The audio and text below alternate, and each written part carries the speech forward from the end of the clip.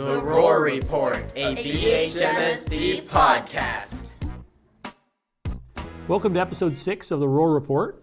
First off, I want to say congratulations to all of our winter athletes. The season is just about coming to a close for both our middle school and high school competitors. And I know they've had a lot of hard work to go through that season. And I look forward to seeing our athletes back in action as they start the spring season here in a few weeks. Also, in a few weeks, we'll have our professional development days coming up on March 10th and March 14th. Both of those days will be no student activities. So Friday, March 10th, we'll have a professional development day for our faculty and staff. And on Tuesday, March 14th, we'll have professional development with our staff, as well as parent-teacher conferences for all of our students. So be on the lookout for more information from your students' building regarding that upcoming calendar and schedules. This episode of the podcast will be joined by our assistant principals at our buildings. And then we'll also get some information from one of our kindergarten teachers regarding upcoming kindergarten registration. We'll check in on the National Read Aloud Day that occurred at our elementary school. And then we'll wrap up with a conversation with Mrs. Brittany Kloer, our local Career and Technical Education Director. So stay tuned, and thanks for being here. Welcome to our assistant principals. Thank you for joining me today for our podcast.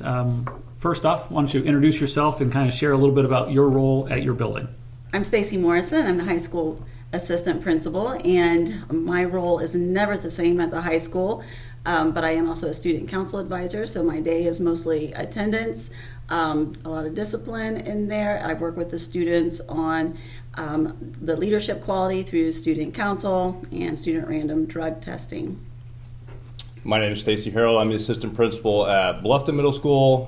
Not to echo everything that Mrs. Morrison does, but a lot of the same things. A lot of my day is working around coaching the students through behavioral challenges that they may have and helping them understand how, the older they get, the expectation changes, and hopefully they can get themselves prepared for the high school when they are 8th graders transitioning over.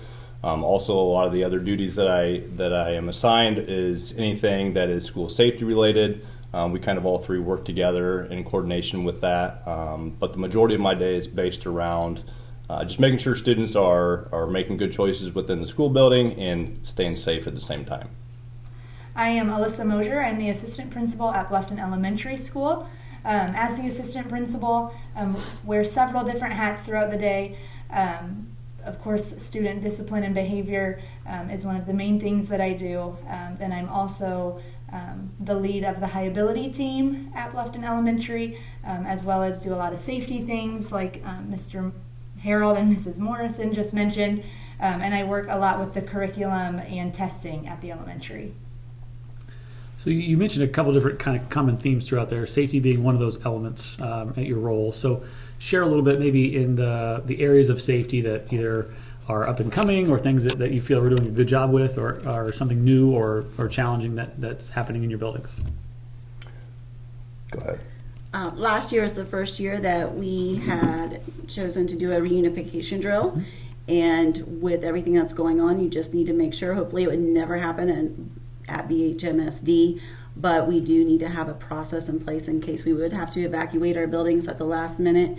We started small last year. We just worked with a couple of our sophomore classes, and this year we're expanding to the middle school. Mr. Harold's going to kind of run with that, and he's going to reunify an entire grade to the high school, and we'll keep doing that and working with that each year to kind of see what things we need to improve, and if anything would ever happen, that we have a good protocol in place to get our students back to their parents as quickly and safely as possible.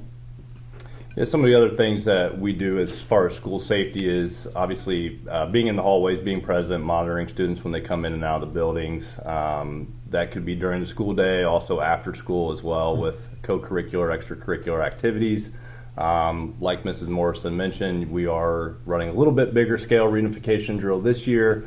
So then in the third year of it, Mrs. Mosier will also participate in reunifying her students, and hopefully their staff as well as the high school and middle school staff are familiar with that. So it just becomes a more common practice that we do to keep our students safe.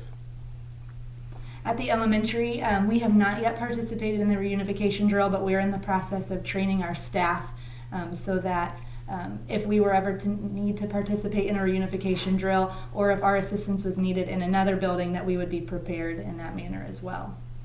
So not only our staff get trained, but also you go through safety training. So the state provides that, is my understanding, to attend an annual safety conference and training for you. So share a little bit about your experiences kind of in that safety role and how you serve in that capacity for our district.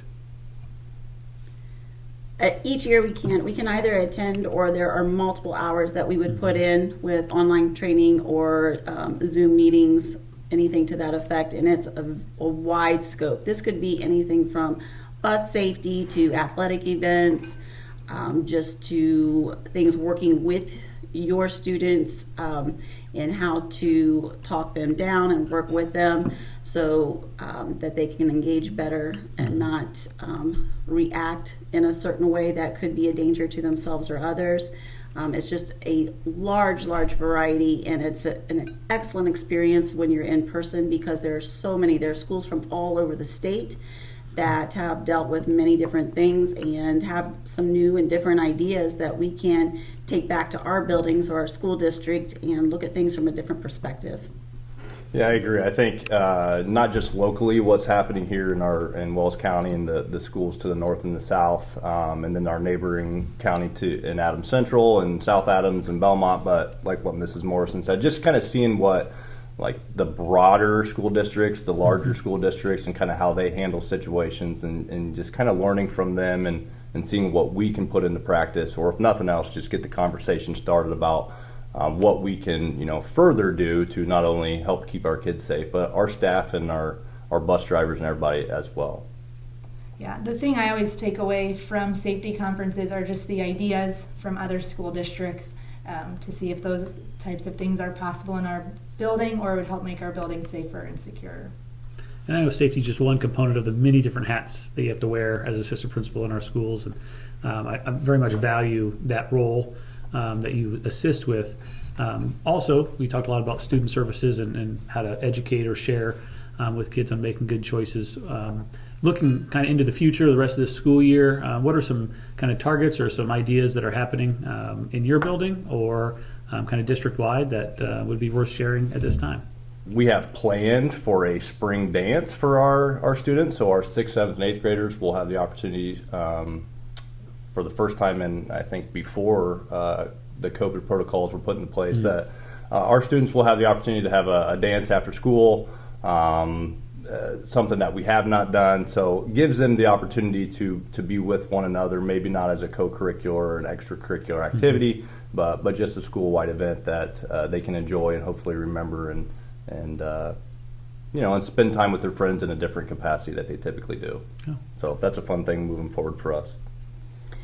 At the high school, it's those last 4 years before they move on and take that next step. So our seniors are hitting that reality, and it's fun to watch them go through that process. They're making those final decisions, whether it's the military, whether they're looking for that permanent job, whether it's they're picking the college that they're going to go to. Even with the scheduling, our guidance counselors are meeting with every single student, and they're looking what type of graduation pathway do they want to take, what are their interests, what type of internships could they do, so that it's that excitement of those seniors that have worked so hard throughout their entire career. We're getting ready to watch them walk across that stage, and then you can't leave out prom, because that's just that's a highlight of any high school students' high school careers to hit that prom. And so that'll be coming up in early May, and then graduation at the end. So it's a busy few months left at the high school. And the elementary is kind of on the opposite end of that. In the spring is when we start getting ready to welcome our incoming kindergartners for the following school year. So we're getting ready for kindergarten registration, kindergarten screening, all of those things that go along with bringing your student to school for the first time in kindergarten. So the elementary school starts to get busy with all of those incoming students this spring. I appreciate you bringing that up, because we'll be hearing up next from one of our kindergarten teachers on kindergarten registration and the screening process. So that's a great little segue for the podcast. I meant to do that. Anything else in general while we have you here, sharing a little bit about what's happening in your buildings. Pretty exciting situation. Yesterday afternoon, evening, all 4 of our boys and girls basketball teams, 7th and 8th grade, were in the ACAC championship. All 4 teams won last night, which was pretty impressive to see. So kind of the things that we do at the middle school to reward both athletics and co-curricular, like we've had state champion science club. So we will purchase cake and ice cream to celebrate those student athletes, and all the students will be able to enjoy that in the coming days at lunch. So that's a fun thing coming up. Wonderful. We're just rounding up that winter season. Middle school is done. We've got some wrestlers heading to regionals on Saturday. We've got our girls advancing tonight for the next play of sectionals. Our boys season is still going strong. Our swimmers are heading into sectionals. So we're wrapping up that winter season and getting ready for our spring season as well. And I know at the elementary, one of our big changes this year has been the addition of our Design and Innovation Studio. So our students right now are getting ready to begin using the 3D printers for the first time ever. So I know there's a lot of excitement with the students as well as Mr. Amstutz on just getting those 3D printers out and up and running. Great. Well, I appreciate you spending a little time here with me today and sharing what's going on in your buildings. Thank you. Thank you. Some of the benefits of coming to kindergarten, there's actually a lot. It's their first year of school ever, so they learn a lot. Socially, like how to get along with others. We work a lot in small groups, so just getting along, with kids in a group and be able to share, make friends, those kinds of things. We also teach the letters of the alphabet, letter formation, how to make those letters, to be able to recognize the letters, be able to tell the sounds of the letter. So, there's just a lot of benefits coming to kindergarten and getting ready, for first grade and for the rest of school. So when parents come to screening, when they arrive, they'll stop at the table and they'll see the secretaries there on what to do. Each child will get a name tag with their name on it and gets to take their picture. And then they'll get a chance to get on the school bus with Mrs. Linderwell. And then the parents will go into a room and have a meeting, just some more information on kindergarten.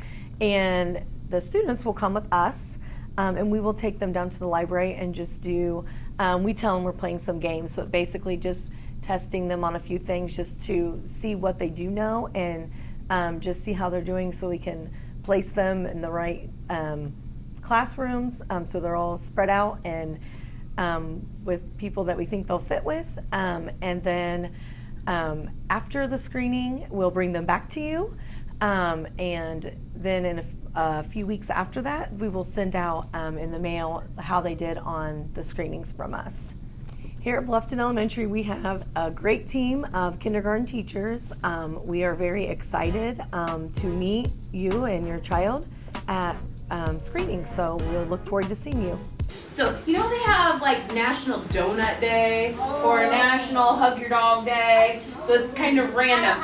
Well, I am here today to do something. I'm sitting in Mr. V's chair, and what I'm going to do has to do with what the day is. What do you think I'm getting ready to do? I'm getting ready to read a book. Today is National Read Aloud Day.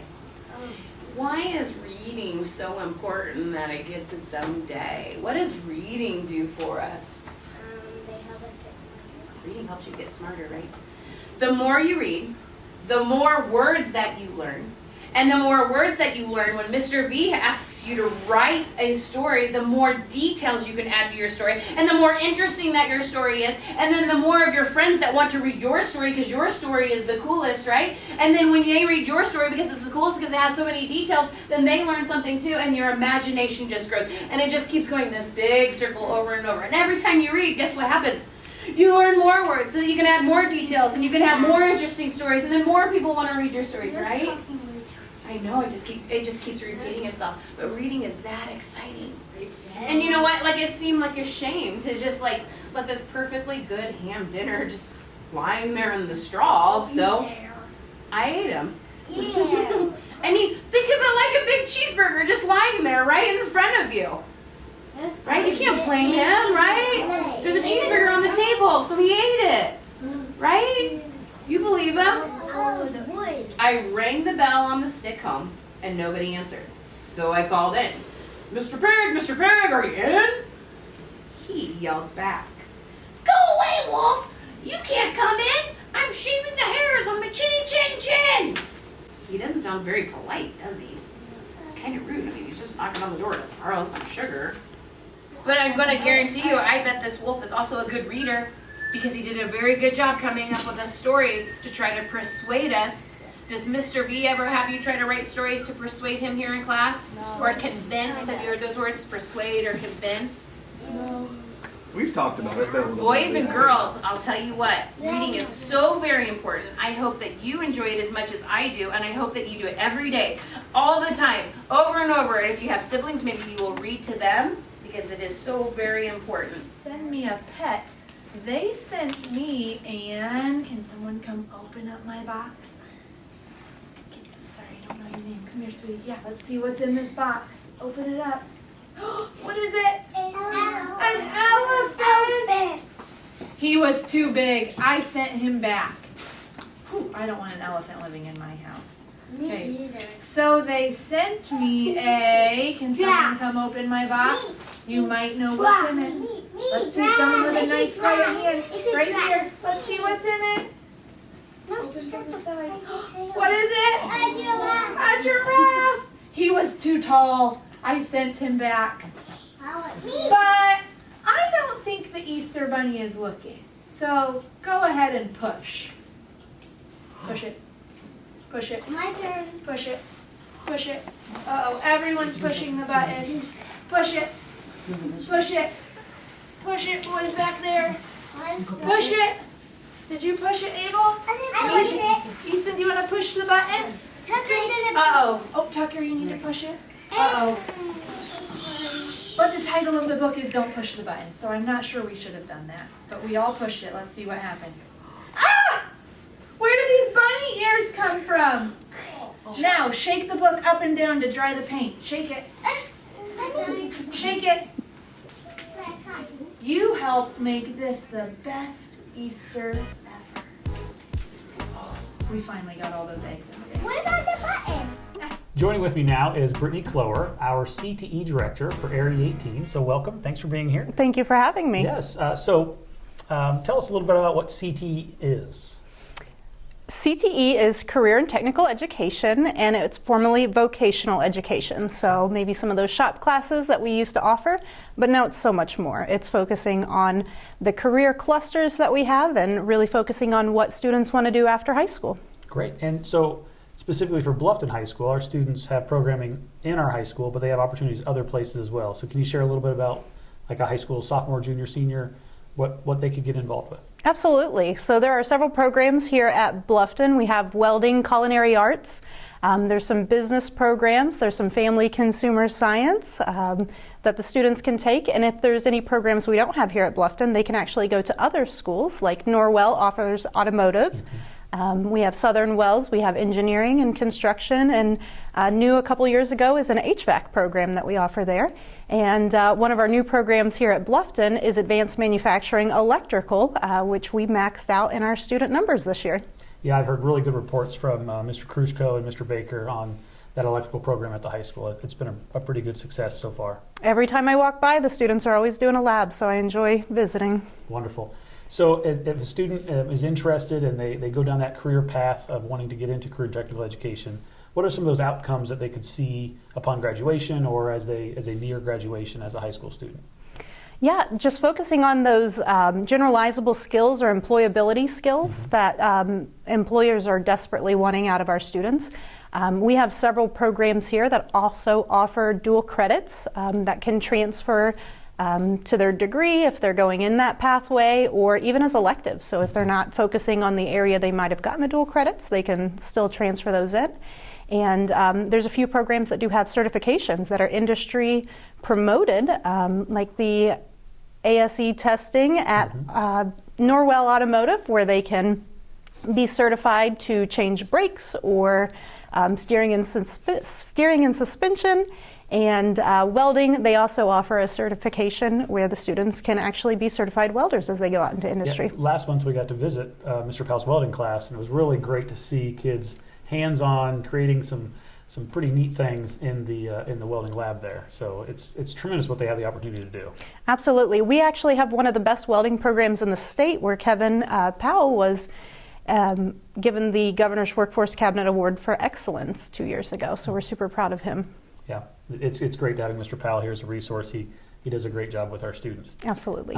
So as students graduate on, go into the career, they have those opportunities to engage directly with local employers. It's kind of our goal with career and technical education, is to get them partnered in. In your role as a CTE Director, how often do you interface or interact with, whether it be local business or our economic development, in areas to try to promote that career track for high school students? As often as I can. So one of the things we are focusing on is what's called work-based learning, and that is where students go out into industry their 12th grade year. So making those partnerships and those connections in our community has allowed our students to take advantage of that opportunity. Great. Well, you've shared a lot about career and technical education. I'm sure there's more information out there as well. If someone out there watching now is interested in learning more or wants to connect with you, what's the best way they could approach getting more information? Absolutely. They can talk to their high school guidance counselor. There is 16 career clusters that is offered, so there's something for everybody. Even if it doesn't directly align with your career, like health science, if you are wanting to be a doctor, a CNA, a nurse, a phlebotomist, an x-ray technician, any of those courses would be perfect to line up with those careers. So guidance counselors, you're always welcome to reach out to me or one of your principals. All right, great. Anything else you want to share in regards to career and technical ed? Yes, it's National CTE Month, so happy Wonderful. National CTE Month. Thank you. Yes, congratulations to National CTE Month. Thank you. Well, again, I want to thank Mrs. Kloer for joining us here for episode 6, and thank you for making all the way to the end of the video. We will see you again next month, and thank you.